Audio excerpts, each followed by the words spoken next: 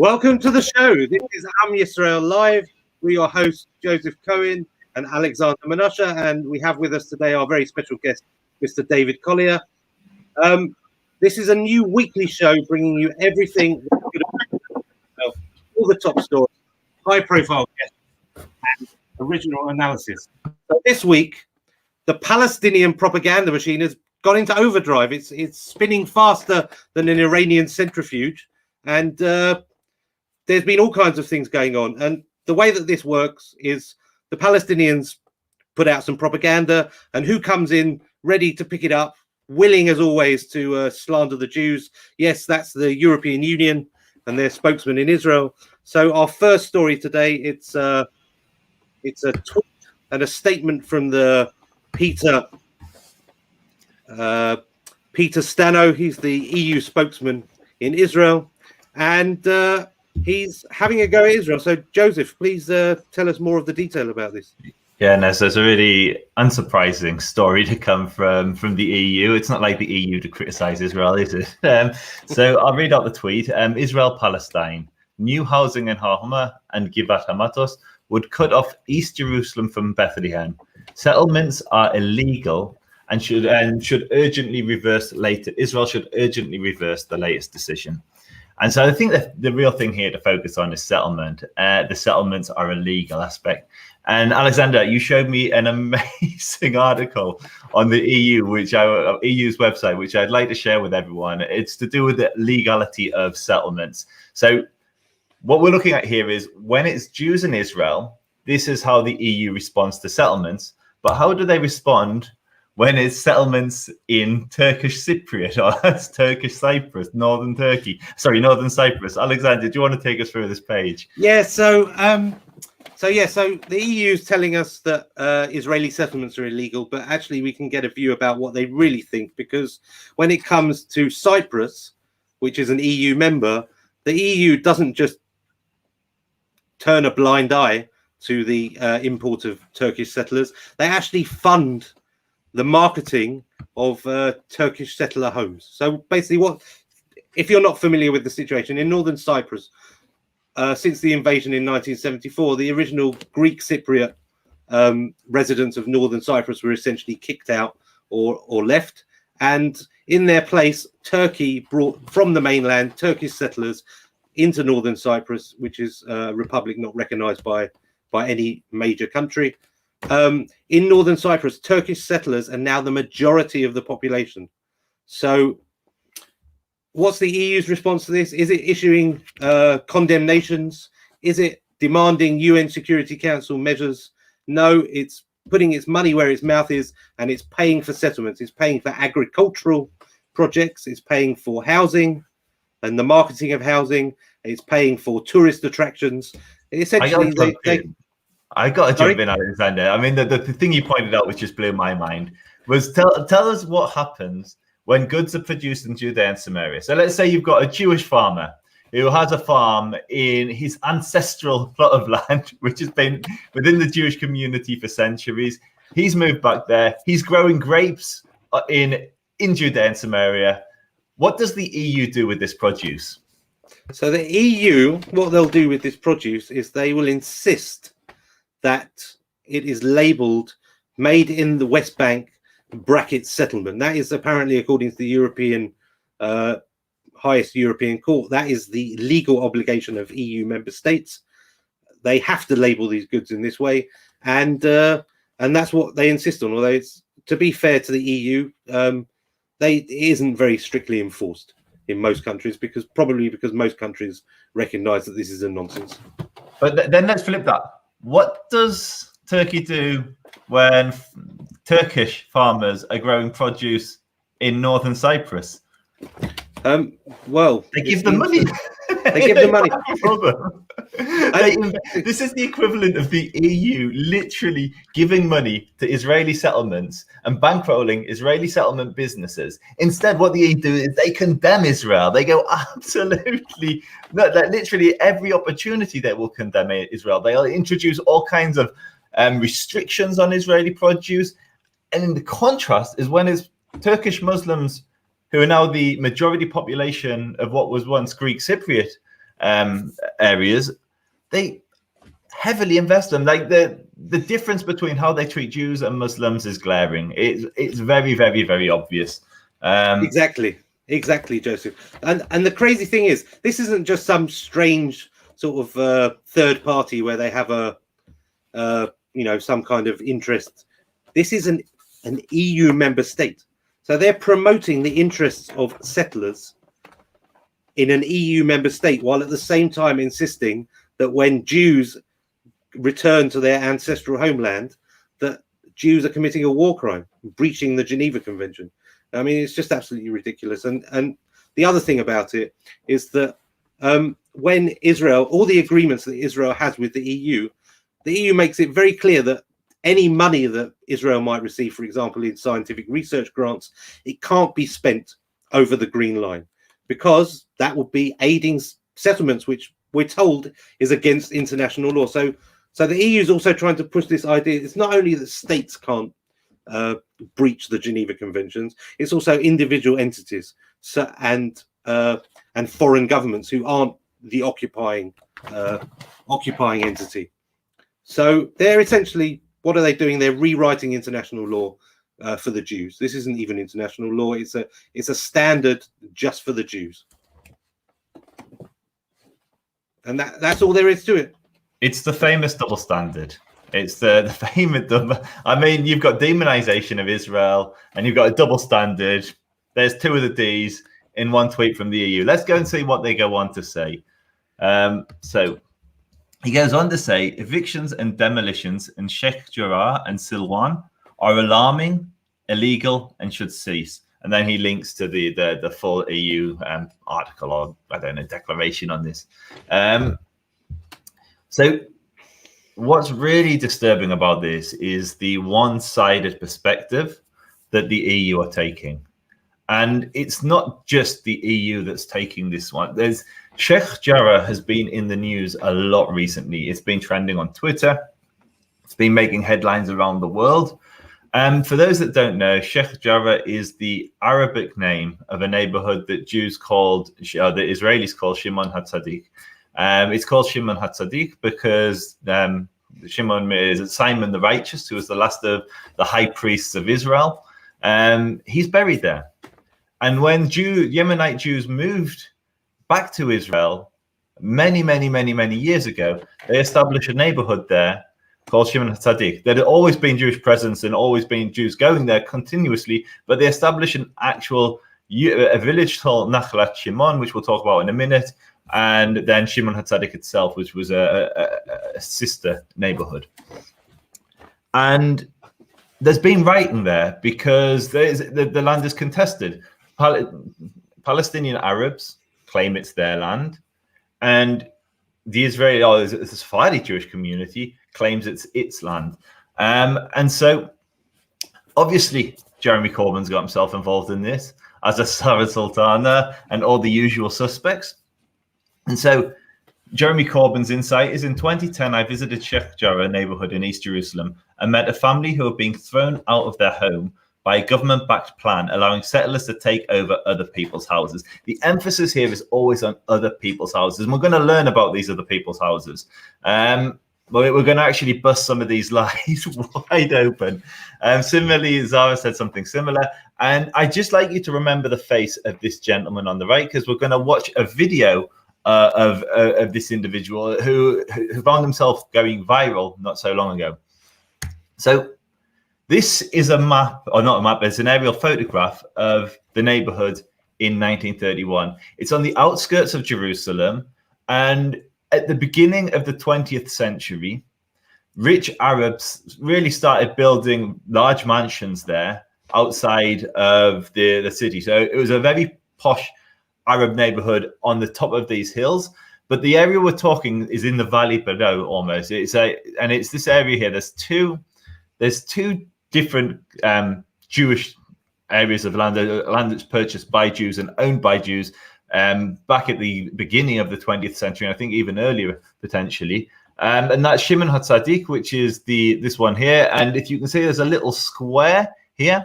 That's actually the gravesite, and that's really important because we're going to come back to that to see some of the disputed properties. And this down here is Nachalat Shimon. So these were large Jewish communities. There were more Jews living here than there were Arabs in this area. And the site in question, a lot of these stories revolve around these houses that we're looking at here. So the houses run along here. Now this white section here is the grave of Shimon the Righteous. And when the Jordanians conquered this region in the 1948 war, the Jews were ethnically cleansed. They were driven out of their homes that they owned in this area. And the Jordanians, with the help of the United Nations Relief Work Agency, UNRWA, started building in the beginning of the 50s houses for the Arabs who they were moving into this region.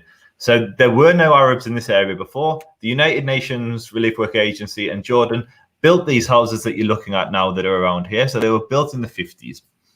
So it's worth noting that deal between Jordan, sorry to interrupt you, Joe, but that deal between Jordan and the United Nations was a flagrant violation of international law. They had no property rights. Jordan was an occupying power.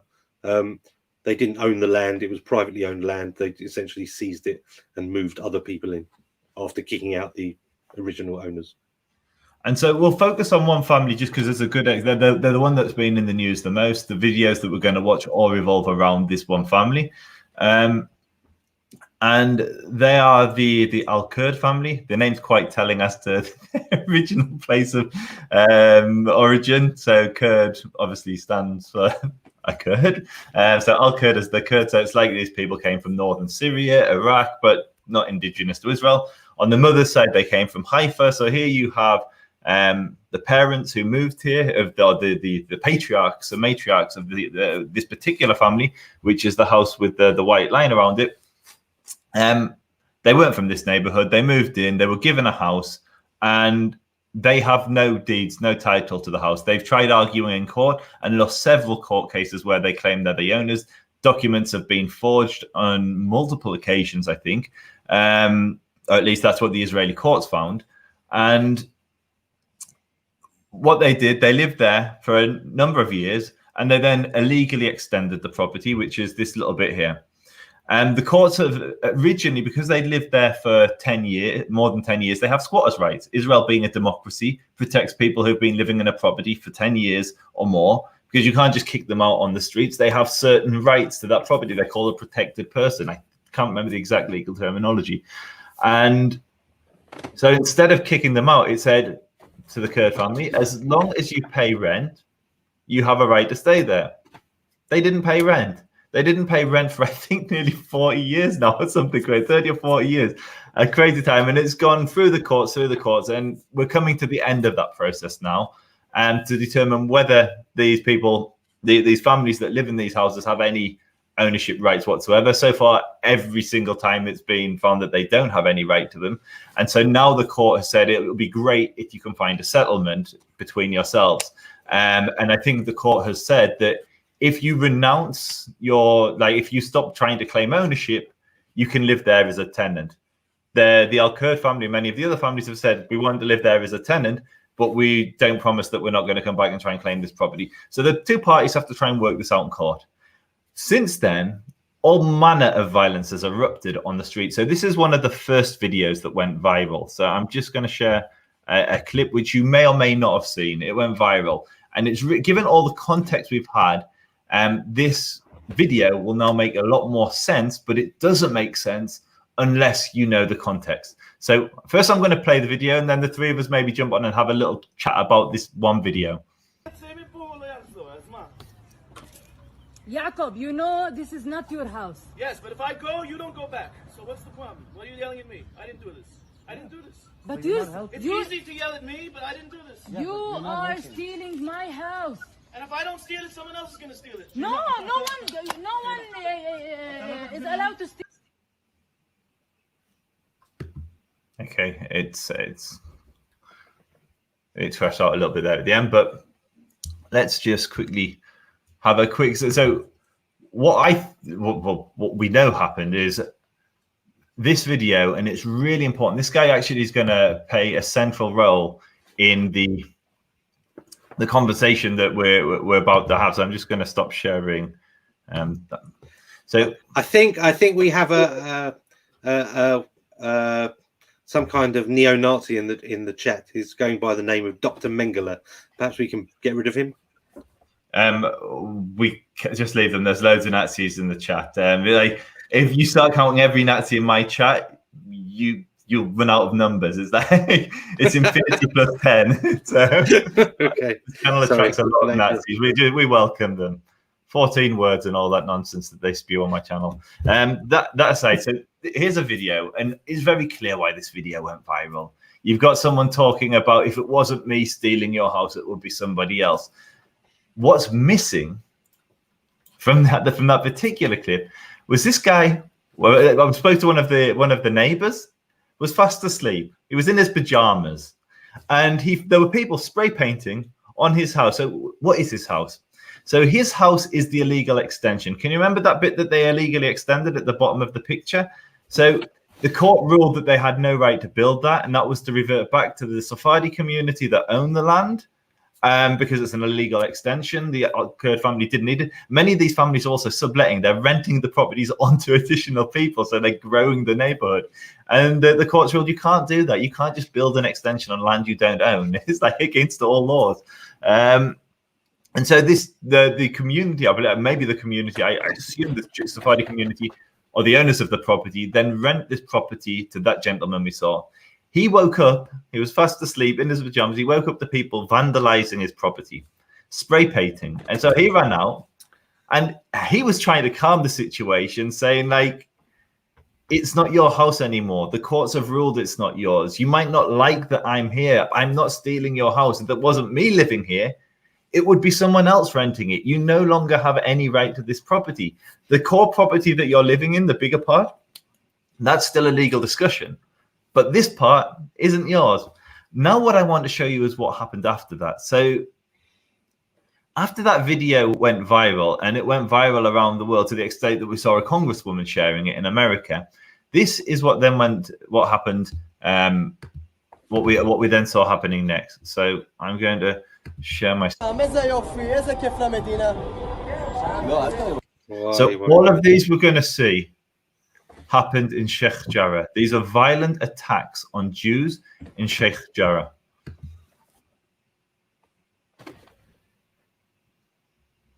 Is that playing for everyone, or is that paused? Is that playing? No. Okay, let me come back. We've got some technical difficulties. Let me just add that to the stream again. No, that's gone. Okay, let me come back to that video. Alexander, if you want to just talk a little bit about what we've been seeing So while we're waiting to get that video back up, I just wanted to say that the really interesting thing for me about this story is that Sheikh Jarrah is portrayed by pro-Palestinian propagandists as a microcosm of the conflict. It's considered like an example of, here is a clear-cut case, Jews coming in, kicking out the local Palestinians who've been living there, since time immemorial, and asserting the Jewish rights over the Arab population without any regard for the human rights or dignity of the local Palestinians. And it is a microcosm of the situation, but as we've just seen with your very detailed explanation, it's a microcosm of the conflict, but not in the way that pro-Palestinian propagandists portray it. Actually, here is a case. It's exactly the opposite. It's a case of Jewish-owned property where Jews have been ethnically cleansed, and after a period of something about 19 years, after Israel was again attacked, Jews have reclaimed that land, and then the original owners have said, hey, we want to go back to our property. And the courts, they've been through a whole legal process, and the courts have decided that this property belongs to the Yemenite community, and that really the Arabs who are living there, they haven't been there forever. They've been there since Israel kicked out the Jewish owners, and they're they're essentially, they want to stay there without paying any rent. They want to essentially steal other people's property, and at the same time, Jordan kicked them out, not Israel. Just like you said, there you go. You said since Israel kicked them out. But what I'd then like to just jump into, just following on from what Alexander said, is how it's being reported in the press. So how it's being reported in the press is a press of settlers came in and stole the Palestinians' families' homes. We now know that's not the case. What's happening is actually Jews are getting attacked on the street. So this is footage from Sheikh Jarrah neighborhood over the last few days. This is all recent footage.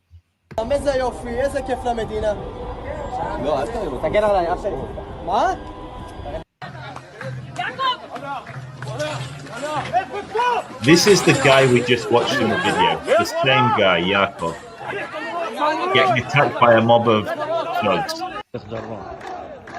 Here they're shouting, he's a Jew. He's Jewish.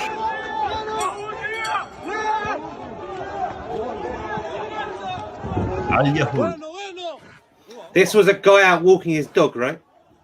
I don't know if this is the dog walker or not. There was a few attacks, but here he is. He's getting literally beaten on the street. They're screaming an expletive. You can see the dog there. There's a dog there. Yes, the dog walker. Yeah. And the thing about this is this guy is lucky to be alive. This video is literally outside that property we were just viewing before, and this is today. This is a few hours ago. This is sunset today.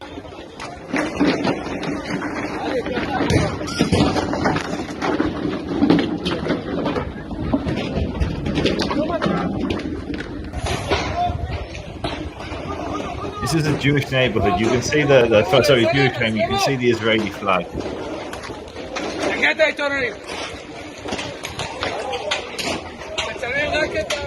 I mean, it's literally a riot on the street. It's crazy. It's shocking.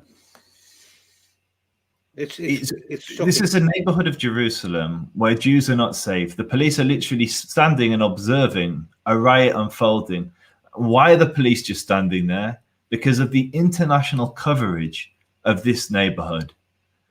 When the international media misrepresents what's happening in these neighborhoods, it makes Jews who are living there vulnerable. I've spoken to people who are living in that neighborhood, and they're saying since Ramadan came in this year, the violence has been like off the chart. They've not experienced anything like this.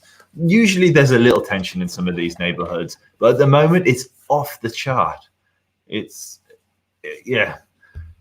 so I think the key thing is just we need to push back when the media misrepresents what's happening, because when we don't, our brothers and sisters in Israel are made more vulnerable. And this is actually part of an orchestrated campaign. This isn't just an accident. You've got not just journalists. You've got members of Congress in America. So the holy trinity of Palestinian propaganda have all retweeted this story. That's Linda Sarsour, Rashida Tlaib, and Ilhan Omar have all tweeted about this story, and they've all shared misleading information, and they simply don't care that it's not true, because their objective is to weaken Jews, to make us more vulnerable in our own country, and obviously, they're quite open that their aim is to destroy the state of Israel. Can I just make a couple of comments on this? Firstly, it's a fascinating story. I want to reference something that was mentioned in the beginning, which is the hypocrisy, and we were given the Northern Cyprus example. I've come across that before. People who are members of Labour Friends of Israel, Labour Friends of Palestine, who go off and do tours, obviously, of Palestinian areas, and they promote the BDS and all of this, also are members of parliamentary groups that are linked to Northern Cyprus, that they have no problem with. This is an across the board hypocrisy. As for the actual story here, look, we're not dealing with pro-Palestinian propagandists. We're dealing with anti-Israel a complete anti-Israel paradigm, and it isn't new. It's been going on for 100 years. It's been going on since the mandate was very first created, and the British started to actively work against Jewish settlement of basically the whole area.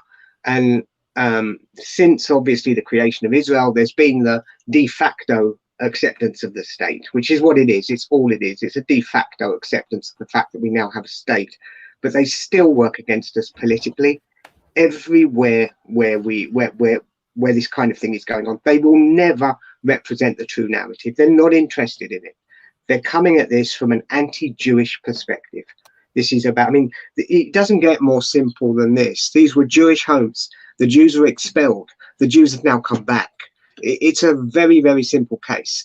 And you're not going to find any proper media that's willing to represent that as a true story. And that's the problem. I was just going to say, David, isn't that the whole story of the Arab-Israeli conflict? Is Jews being kicked out, coming back, and the Arabs not being very happy about it and violently resisting? Yes, except the mistake is to limit this to an Arab-Israeli conflict. This is also a Western European Christian conflict with the Jewish settlement in the Jewish homeland. This is also part of it.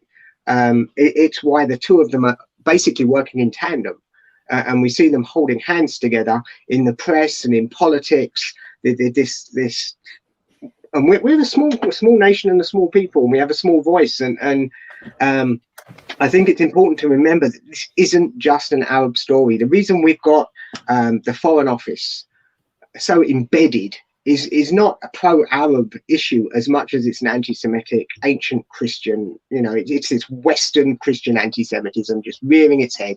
We're a successful nation, we're growing, we're developing, and they can't stand it. They really can't. Yeah, I think you're spot on there, David. There's obviously a history between the Jewish people and Christian Europe. It's not a great history from our point of view. And now that we've come back to our own country, it's probably enraged some people even more than they were before. Yeah, and I'm just going to add in, the people in the comments have it right. I'm just going to flash up a couple of these comments.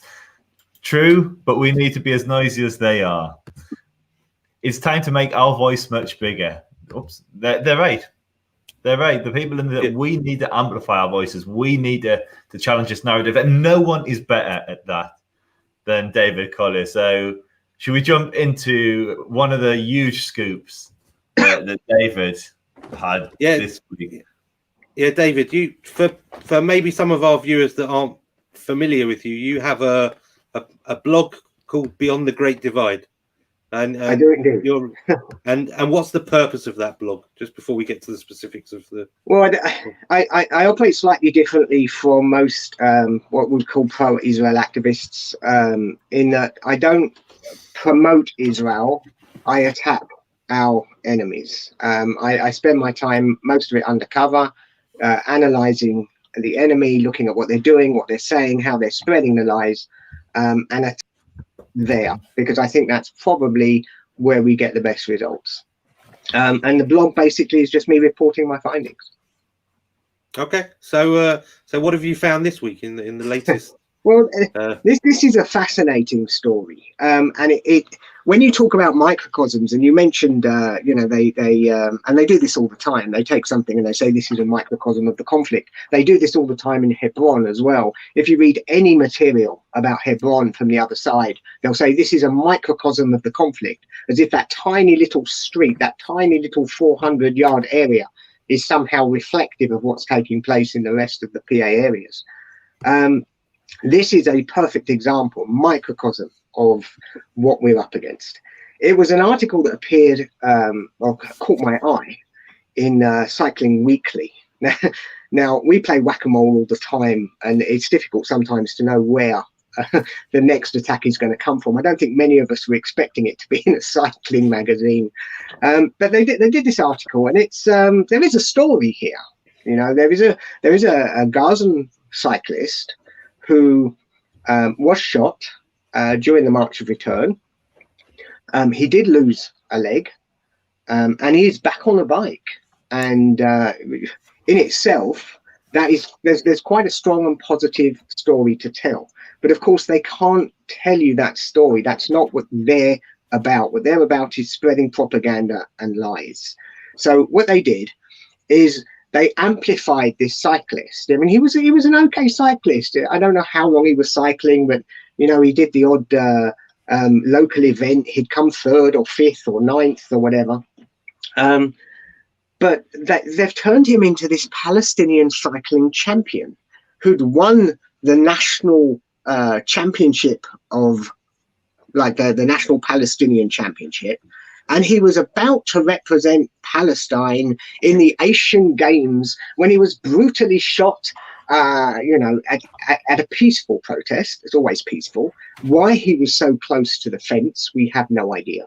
And you look into the details that they spread, and it's always the same. He was in his bicycle kit. Of course he was. And he, you know, so the Israelis must have seen that he was in his bicycle kit. And he was with his bicycle. So the Israelis must have known that he was a professional cyclist. Anyway, so I went digging. And the whole story is nonsense. This guy was unheard of.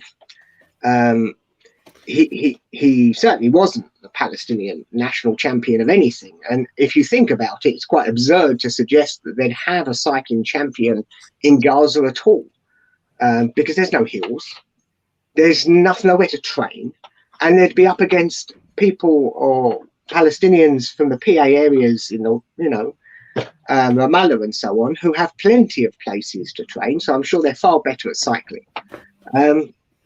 So do you think we're being taken for a ride with this story? Pardon the pun, huh? Well, look, one of the things I do notice, and this is really important, because I think people underestimate how much this is going on. There are not a few accounts in Gaza or Ramallah that are pushing out disinformation. There are hundreds of them. And they all have thousands or tens of thousands of followers. And what they do is they take an image. I saw one the other day. I've put it into a big, I've just been working on this massive report. It's finished. It should be published soon. You see a religious man celebrating. The picture is of a religious man, you know, up like this, celebrating with a big smile on his face. And what they do is they take that photo and they apply a narrative to it. He's celebrating because he's just stolen a house and he's moved into this house, and you know, he's a settler who's moved into this house of this Palestinian farmer who's held the land for 450,000 years, and it goes viral. There's nothing to it. I saw one image, and I have to, I've never seen anything like this. It was actually shared by a politician. It was a picture of a puddle. No, seriously, it was a picture of a puddle. Somewhere, I'm not sure, in you know, the Ramallah area, and the caption said that this was toxic flooding from the nearby nearby settlement, you know, and it had been shared something like 40,000 times. I mean, the numbers are actually off the charts, but it's a picture of a puddle, and it was in February. You know, you get pictures of, you get puddles, you know, throughout Israel in February, but they don't care. The thing that we have to understand is that the people that are sharing this do not care that it's not true. The people putting it out certainly don't, you know it's not true, but the people receiving it, it's almost just like a factory, and they really don't care. And this latest one with Cycling Weekly is perfect evidence of how absolute poppycock can just be spread around, you know, in magazines. I think what you said is so powerful there. Just to jump one thought. One of the things I experience, I engage a lot with the people that don't like us, Islamists on the street, neo-Nazis. And what tends to happen with all of these people is they're looking to have their pre-held positions confirmed. So they think Jews are demonic. They think Israelis are satanic. And so if somebody posts about a toxic puddle, They don't want the fact check. It confirms what they already know, that Israel is this the demonic, Jews are satanic, and they're trying to do the most horrendous things they can to the poor Palestinians. It doesn't matter that it was made up. They're not interested in whether it's factual or not. They're interested in having their own biases confirmed. And that is all the anti-Israel propaganda 100%. machine. Do you think that? 100%. Do you think that? Sorry to jump in, but do you think that applies also, because we saw, going back to the previous story with the EU statement calling the evictions in Sheikh Jarrah alarming and illegal, when anyone with 5 minutes to actually check the facts can see that it's not alarming. They've built these houses without permits. It's a very run-of-the-mill story. Someone builds a house on land or property on land they don't own, refuses to pay rent, and the court comes in and says basically clear off. That happens every day all over the world. I mean, don't even go that far. Where's the EU statements on all these horrendous regimes that do the most barbaric things to their citizens? But when a Jew builds a house or returns to their original house, we get statements saying it's alarming and illegal and concerning. And it's like, what? Yes. So I think the political, obviously we can fight the political fight. And we have allies. We do have some allies in the political battle, but this issue of the disinformation that's spreading, and I think Joseph hit the nail on the head with the fact that they basically, it's confirmation bias taking place. We have to understand how much damage it's doing, and it's something that we don't deal with often enough. And obviously, with our small voices, when we do respond, it tends to stay in the bubble. You know, Joseph will publish something that this guy's been telling lies, and Elder of Zion will do it, and I'll do it. But the people that are reading our material are all very much the same kind of people all the time, and it's very much in our bubble. We're not responding to some of these tweets that can have obviously thousands and thousands and tens of thousands of retweets. And what happens, and I see this because remember, I have a very, very hardcore fake sock account. I have more than one actually, but and I go onto it, and it literally is a stream of news reports about Jews killing Palestinian babies. It really is, just one after the other. Or, of course, us kicking people out of homes they've lived in for 4,000 squillion years, or this toxic puddle that, or this champions cyclist that we've, ruined the career just as he was to go off to the Asian Games. And they spend all their day immersed in this. And it really creates anger. And then what they do is they come out of their bubble and they turn on the news. And nobody's talking about it. And there's this disconnect between the world as they think it should be, where hundreds of Palestinian babies, I mean, that's why we see people reporting that Israel has killed hundreds of thousands, if not millions of Palestinians, because in their head, that's what's going on. And it creates this illusion that the Zionists control the media, because the only way that this isn't being reported in the BBC and CNN and all of this is because of the Zionists. Otherwise, of course, it will be reported, which in itself feeds anti-Semitism. It's really scary to watch. Yeah, I think you've got a good point there, David. It's confirmation bias, but it's also, if you like, the facts. There's a coherence there, although it's a false coherence. Absolutely. It's something that's very important for us to understand. From their position, they're logical. It's really important that when we try to get to grips with this, we have to understand that they may have false logic somewhere. There may be a false equation in there somewhere, but from where they're standing, their position is entirely logical. And I think the other thing you really touched on there is the 400 guerrillion number. 400 guerrillion Palestinian babies have been killed by Israel. We actually, if you look at the last year, if you look at 2020, 100 Israelis and Palestinians were killed, like in total, on both sides. Most of the Palestinians that were killed were carrying out terror attacks. None of that matters. It's the same with this cyclist. This cyclist was taking part in a violent protest. Like this screenshot on the right here is one of the protesters from the March of Return breaking through with a group of other terrorists through the fence into Israel, screaming they're going to kill Jews while waving machetes. It's like,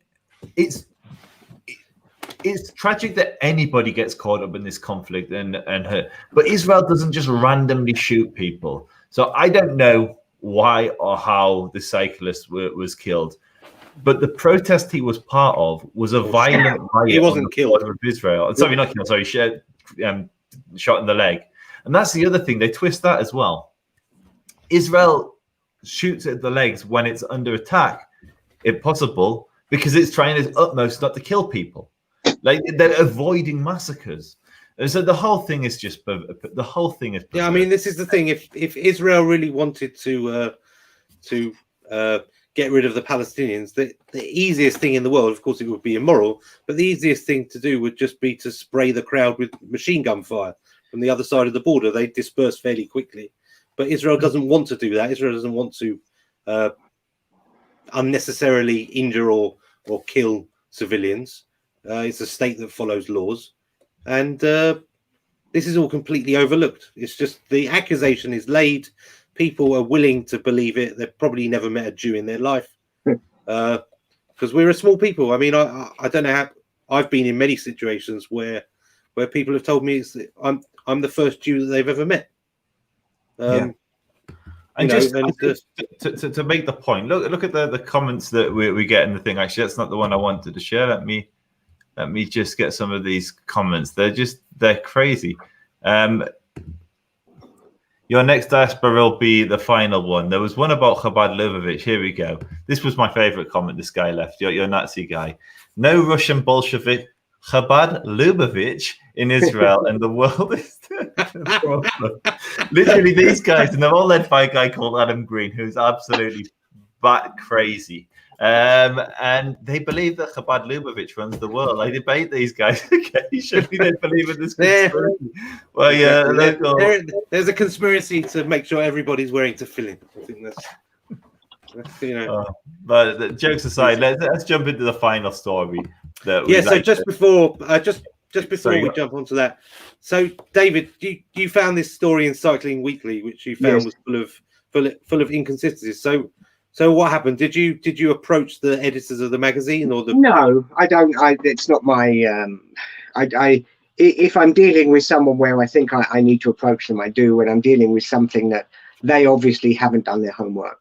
This is obviously an anti-Israel propaganda piece. This is obviously out to demonize Israel. They're not my friends. It's something we should remember. We're not dealing with good faith. You know, we waste so much of our time sometimes believing that the other side is just an accident. If we just approach them, forget it. You know, I'm very much of the mind that if it passes the threshold that I set, and my threshold tends to be high. I'm not somebody who throws these accusations out easily. Then I don't bother. I just simply go for it. But while I was doing the research, you realize how big this story actually was. It was, I mean, I'm surprised we haven't unpacked it before. It was everywhere. CNN, they all did it. CNN actually have an incredible photo where they show the podium. Now, he did this event about a year before he was shot. It was a local competition, a UN Japan sponsored competition. He came third. And they show him standing on the podium at this event, and underneath is the caption that this is him qualifying for the Asian Games. And wow. Where do they get this information from? Firstly, when you check, you realize that the Palestine team never sent a cyclist to the Asian Games. So which Asian Games are they talking about? Then when you research further, you realize that Palestine was only, and I use Palestine in quotes, was only accepted to the International Cycling Federation, which is the gatekeeper for international competition, in 2020. And then the reporter who put this piece together also says, because you've got to demonize Israel everywhere you can, that this guy has been trying to go and get a visa to compete in the Paralympics, but Israel has been turning him down.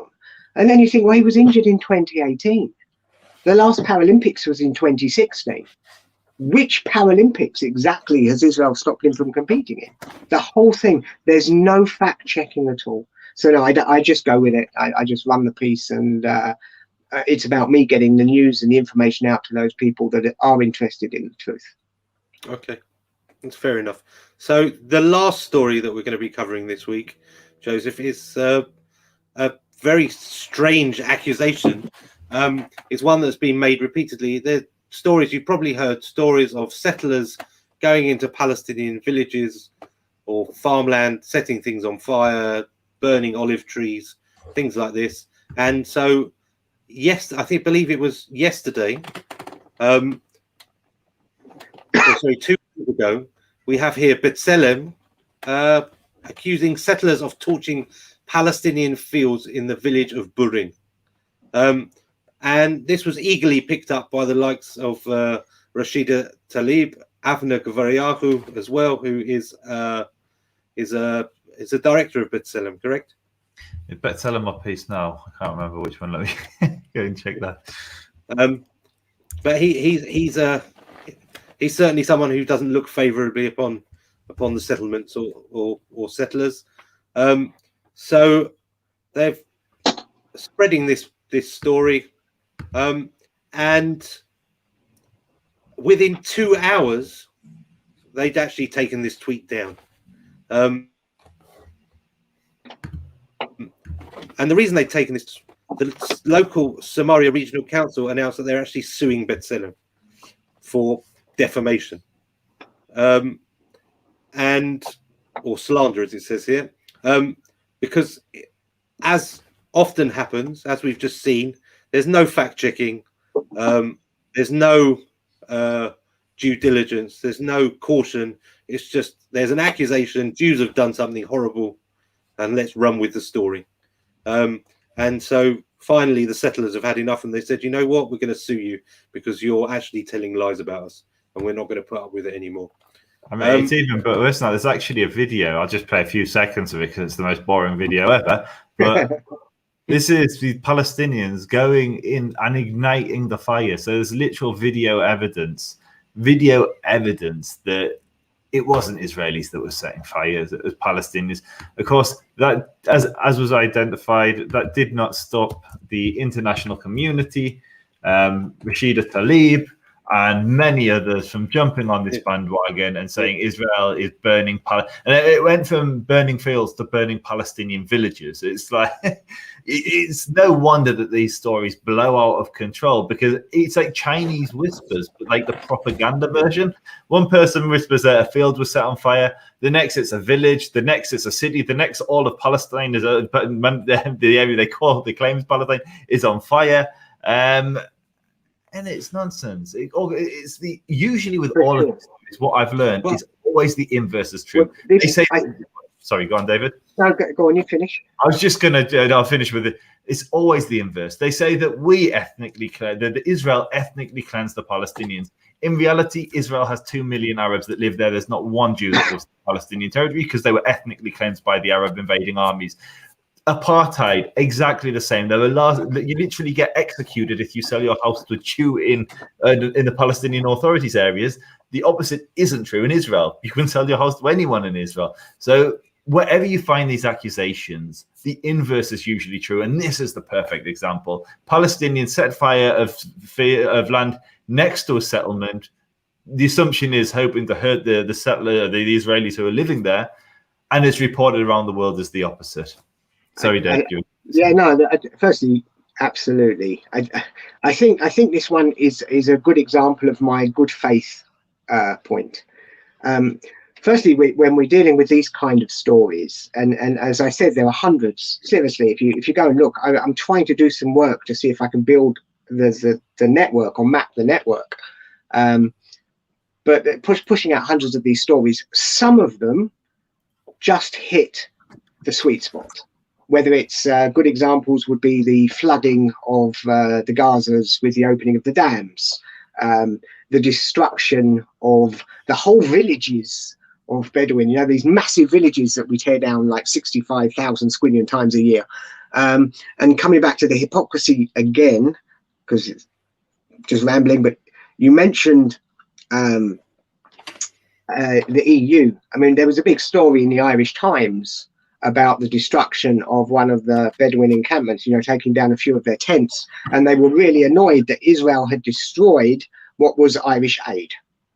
So it went absolutely viral. But they didn't actually ask the question of why Irish aid was actually being used in an illegal camp on a military site. They don't question it. It's about good faith. And this is the perfect example. An event happened. Some people went down and set fires. Now, they set fires to do damage to the other side, right?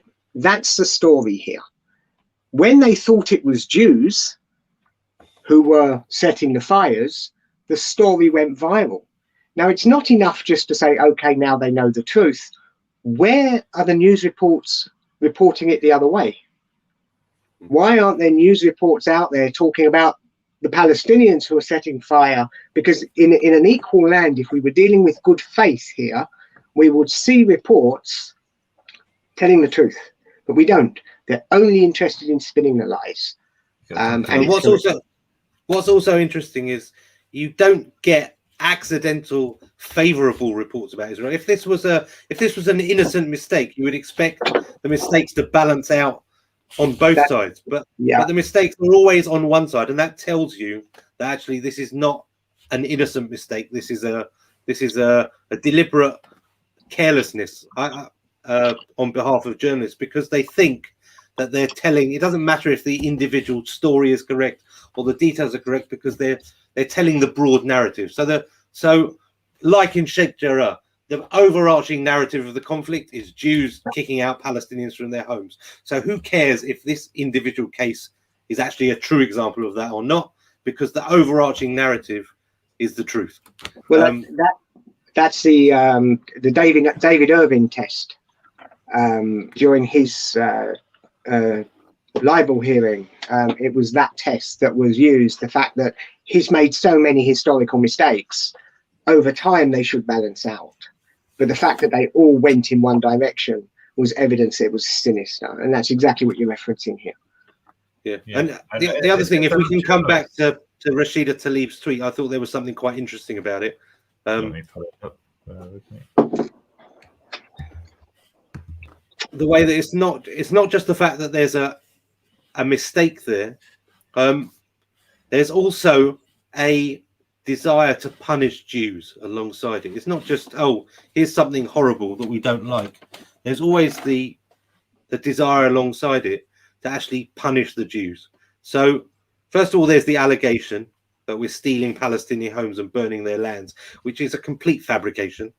And then there's, well, what do we need to do about this? And this is just classic racism.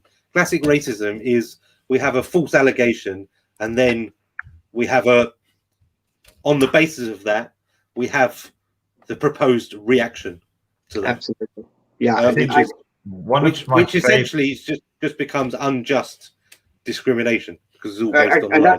Another good example of that, and it's exactly on the point you're making, was the issue with the trouble in Jerusalem a couple of weeks ago, where you see tweets talking about a pogrom. There were Arabs were attacking Jews. There was, obviously unrest, and there was violence in the end coming the other way. But the cause of it was the Arabs attacking the Jews. But this ends up being called a pogrom, which is it's deliberately, vindictive to Jews. And then they ask for the Jews to be punished. So you've got the false allegation, and then you've got the demand for punishment. And that's exactly what you're referencing here. And I think to that final point, my favorite one from Rashida Tlaib, I mean, it's not my favorite, it's my worst, but was a while ago, some black Hebrew Israelites gunned down some Jews. She put up a tweet saying we have to end white supremacy. So she found out it wasn't neo-Nazis that had killed Jews, but it was just, the tweet goes, the bias is insane. It's literally, these people have targets, and we're one of those targets. They don't care about Jewish lives. They don't care about Jewish lives in Israel. They don't care about Jewish lives in their own country.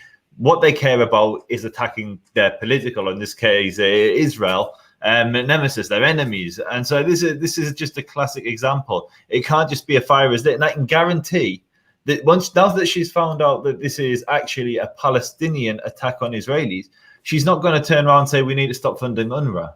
She's not going to apply that same standard. It's just rank hypocrisy. Yeah. I think there's another example. The other example of how this is so often just sort of thrown out in such an irrational and ridiculous manner is that I think it was 2 weeks ago at the J Street conference, Mahmoud Abbas gave a speech, and he said that Israel isn't an apartheid state. Now, something interesting happened that we spoke about last week in the intervening period, which is that Human Rights Watch put out a report saying that Israel is committing the crime of apartheid. And lo and behold, a couple of days ago, he made a request to the United Nations asking them to investigate claims of apartheid. Now, he said only 2 weeks ago that Israel isn't committing apartheid. He presumably knows what's going on the ground, but here's something to just grab hold of it and run with it, because they know there's a willing audience of people who will essentially believe anything you say about Jews. And it all comes back to this organization here, B'Tselem. They put out their report saying Israel was apartheid to give Human Rights Watch the green light to say, look, Israeli organizations are saying the exact same thing. It's all part of the same narrative. It's all absolutely. And it was coordinated, absolutely coordinated. The B'Tselem had to go first. It wouldn't have been any good if HRW went first. It had to be B'Tselem. Absolutely coordinated. I'll be surprised if Amnesty don't take the jump as well in the build up to the ICC, decisions. And look what a reliable witness B'Tselem are. This tweet has now been up for several days. There's video evidence to the contrary. There's no video evidence supporting the statement settlers torched Palestinian fields in Bahrain tonight. There's no evidence of that whatsoever. What we do have is the opposite, and that tweet is there. They are not an impartial party. They're not reliable party. They are propagandists, plain and simple. 100%. So I think that's more or less it for the week. Unless any, Joseph or David, you've got anything else you want to add? There is one story. Fun, guys. Yeah, it's been very nice. Thank you for joining us this week, thanks David. for having me on it. It's been really good fun. There is one other story that we were planning a big exclusive on, which was the Palestinian elections, but we gave you that exclusive last week, which was that they're not going to happen. And lo and behold, the very next day, Abu Mazen obviously listens to the show. He decided to cancel them, just like I predicted. So yeah, but now it's about blaming Israel for the cancellation. That's what they're going to spend their time doing for the next few weeks. Yeah, I mean, it's definitely Israel's fault that the Palestinians haven't had an election in over 16 years. It's definitely Israel's fault. Yes. Yeah. Couldn't possibly be the multi-millionaire who's sitting in a palace, has a private jet, has every incentive not to give up his tyrannical dictatorship. But yeah, David, thank you so much for joining us. You're genuinely a friend, but also one of the most inspirational people I know. You're a hero. You inspire me to do more. It's just relentless with you. The number of stories you break is phenomenal. So it's a great honor to have you on the show. Yeah, thank you so much for coming. I'll just echo those sentiments. Make sure that you follow both David and Alexander Menashe. If you want to follow David at Twitter, where can or where else? What other social media you might have? Where can people find you? Go on. Mishtal at Mishtal. That's it. Best way to find me on Twitter. And we're trying to get him on Instagram. Yeah. And TikTok. We want to get him dancing on TikTok. And Alexander Menashe, you can find on Twitter. It's without an E. I made that mistake. It's like Alexander Dr. Menashe. Yeah, exactly. And make sure that you're following the Israel Advocacy Movement on all the socials on your bottom right. If you want to support the channel, you can support us on Patreon. You can purchase the merch, which is slightly out of shop, but we've got some great clothes. You can look this good. So thank you for joining us. You're trying to sell it, Joe. Come on. So, thank you for tuning in, and we will see you next week. 8 p.m. on Thursday. 8-ish. 8-ish p.m. UK time. 8-ish Jewish mean time.